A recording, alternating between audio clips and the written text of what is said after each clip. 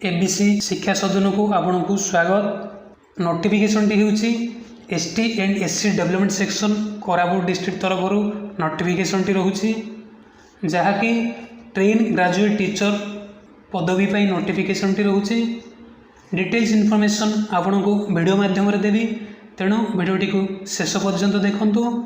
जदि वीडियोटी भल लगे ताहले वीडियोटी को निश्चित भाव में लाइक करेंगे और चैनल को सब्सक्राइब करने को भूलें। देखंतु पोस्ट नेम होची टीजीटी व ट्रेन ग्रेजुएट टीचर। सैलरी 16,880 रही। टोटाल पोस्ट 26 गोटी रही। बीए बीडी 5 गोटी पोस्ट रही। बीएससी बीडी सीबीजेड 6 गोटी पोस्ट रही।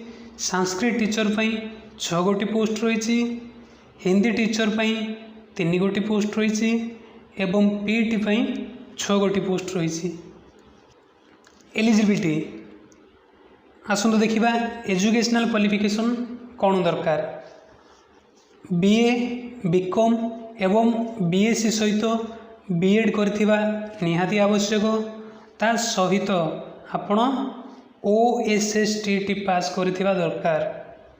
एज 1 जनवरी 2020 सुधा 21 रु 32 वर्ष मध्य होइथिबा दरकार। यह सहित एसटी एससी एससीबीसी एवं वुमेन कैंडिडेट्स 5 वर्ष रिलैक्स रही।